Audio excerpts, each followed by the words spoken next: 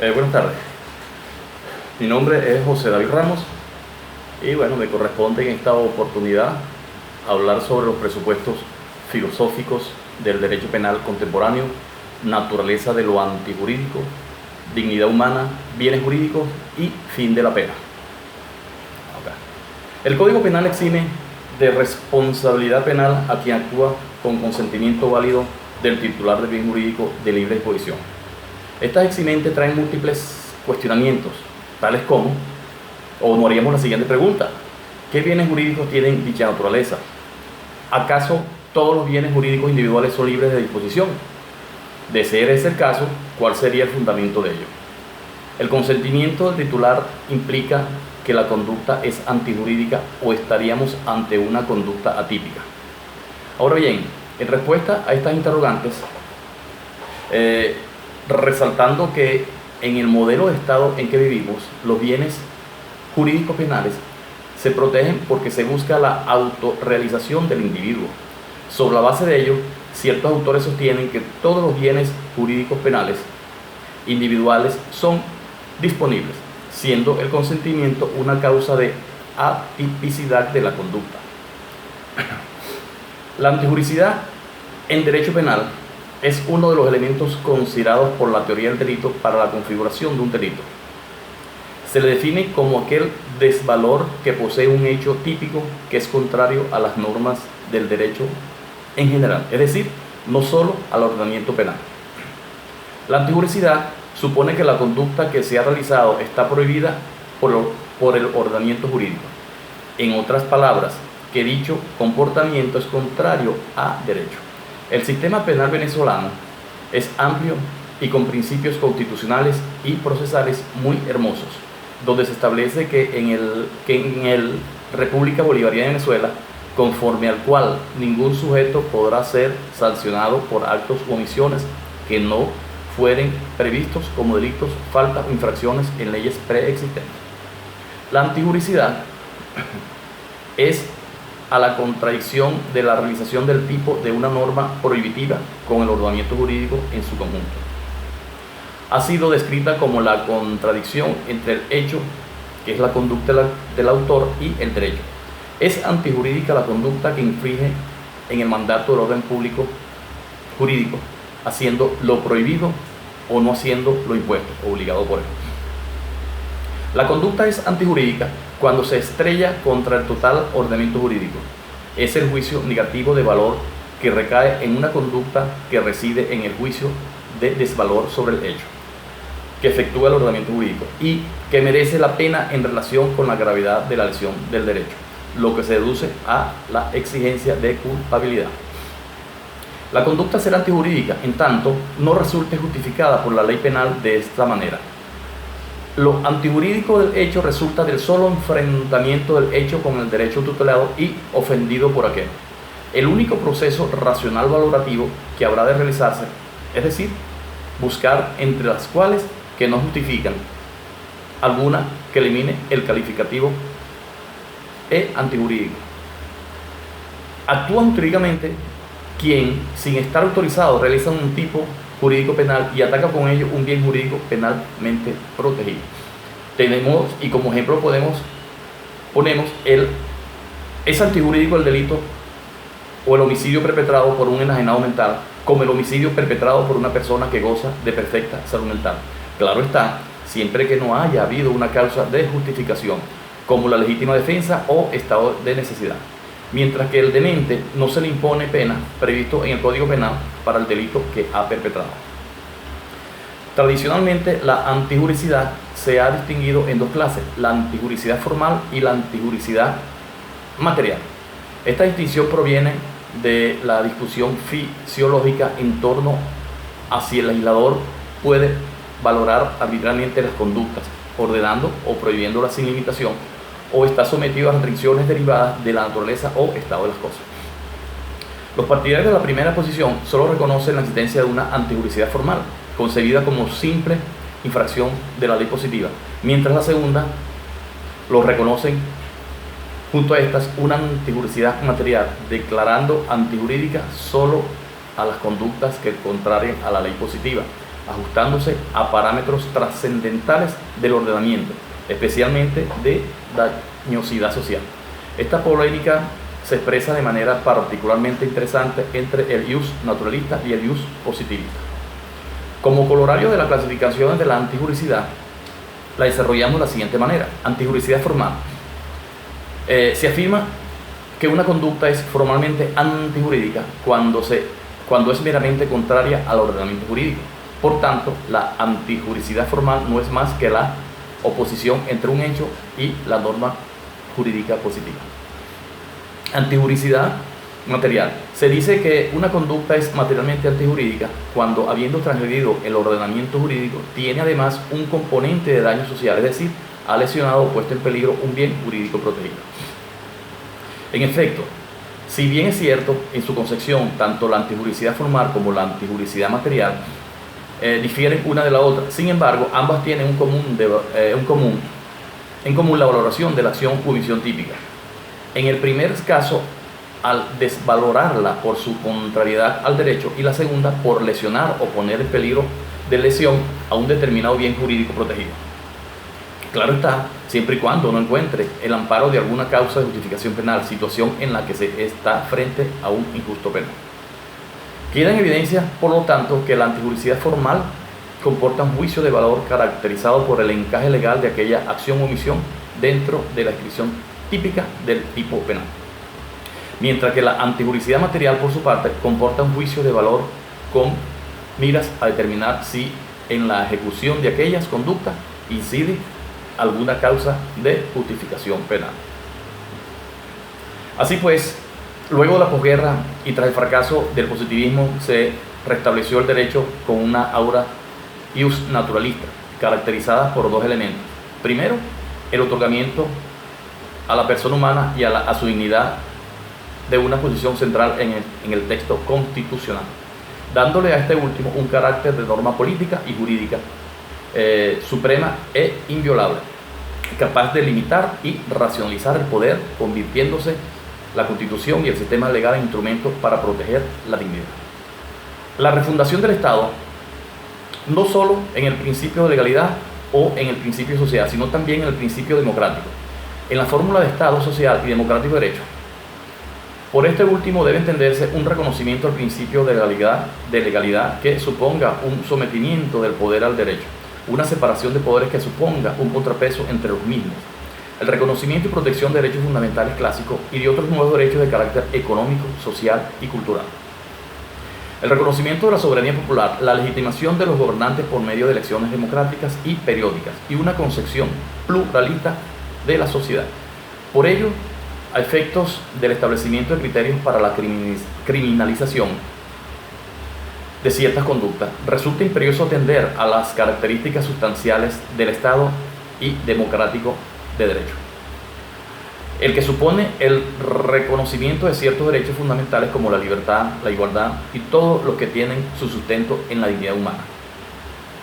Para la determinación de los bienes jurídicos que deben ser protegidos en el ámbito penal y para la tipificación de las conductas más graves que lesionan los mismos, debe situarse la autorrealización del individuo como elemento central del concepto de bien jurídico, sobre todo cuando éste se define como una circunstancia o finalidad útil para el individuo y para su libre desarrollo.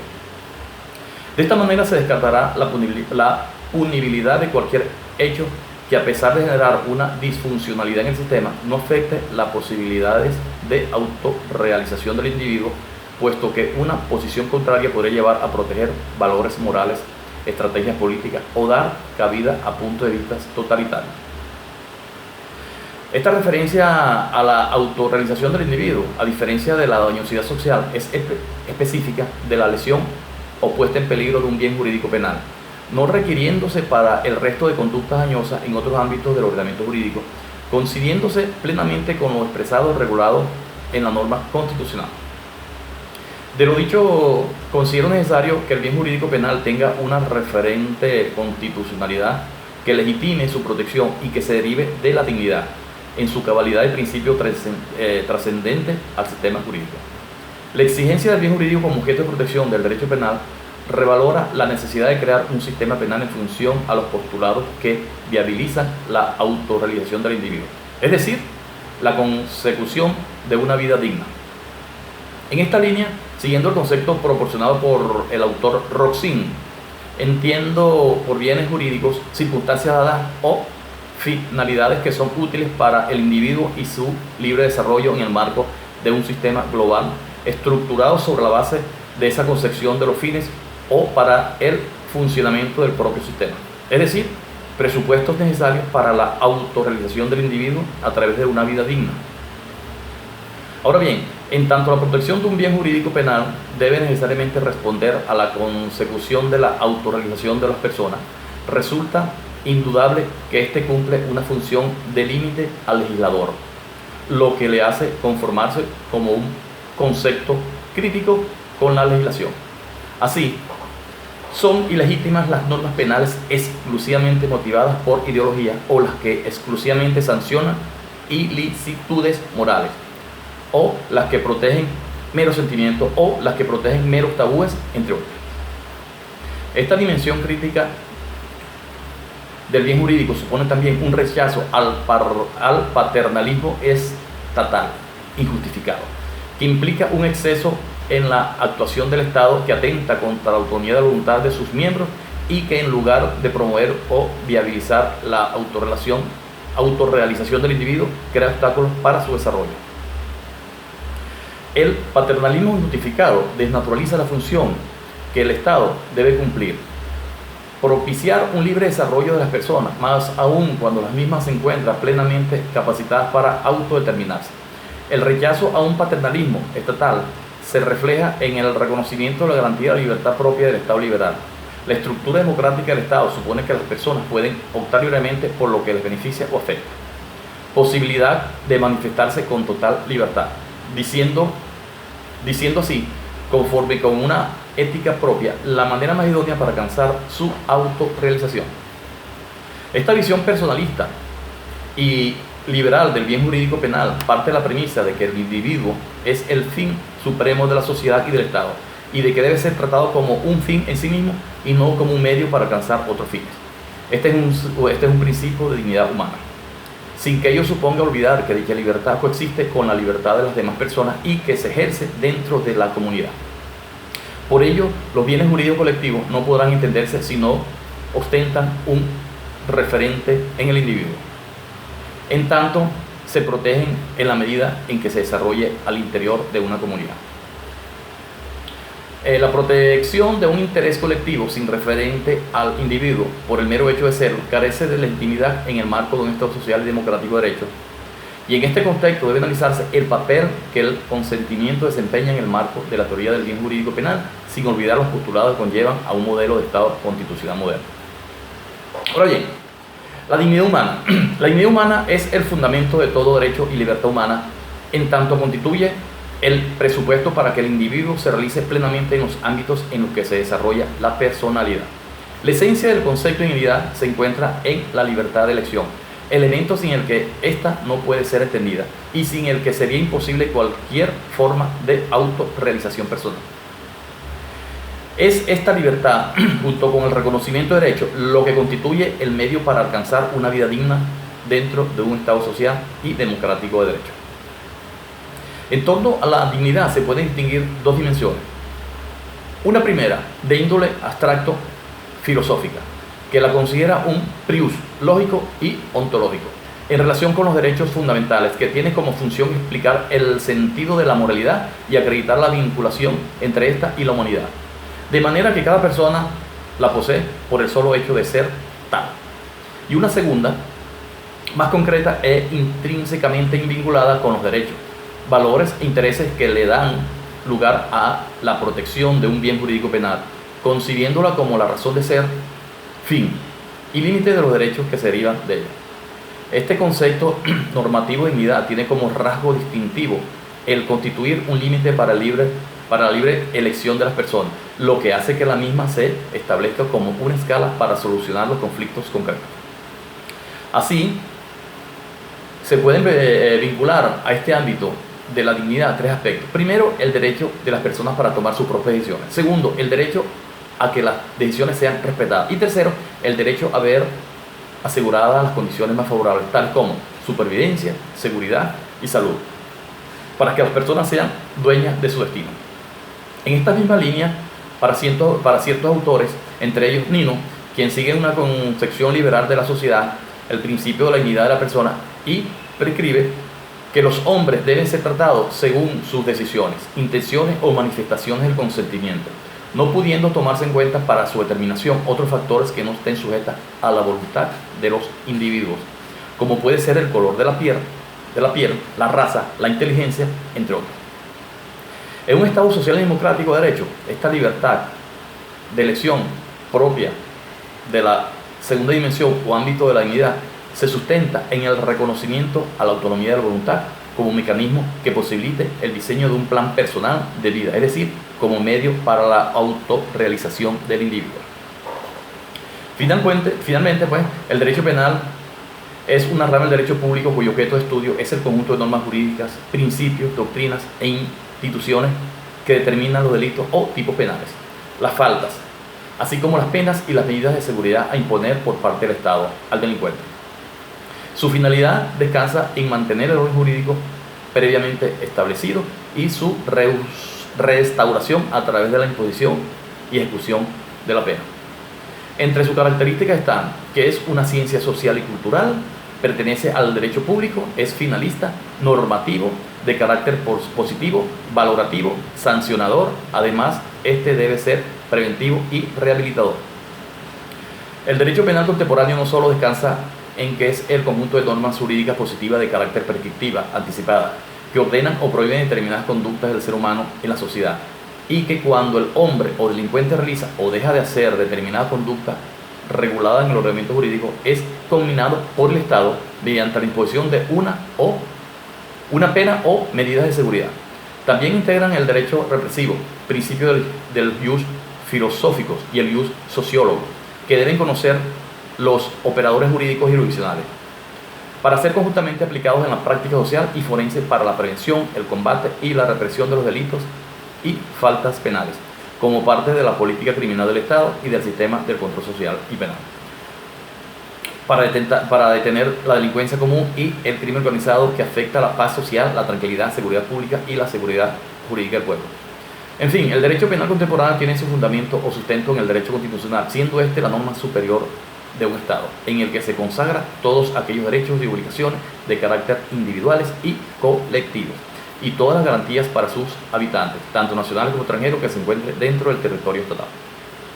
Así pues, el derecho penal contemporáneo busca respetar los derechos inherentes a la persona humana, incluyendo los derechos de aquellas personas que han cometido un hecho delictivo, garantizándoles a estos los derechos que les asisten, aún así cuando una sociedad se encuentra negativamente afectada por el alto índice de criminalidad. Los principios fundamentales del derecho penal se derivan de todo el sistema jurídico del Estado. Se infiere de la realidad social criminógena, o estos se encuentran positivizados o materializados en la ley penal.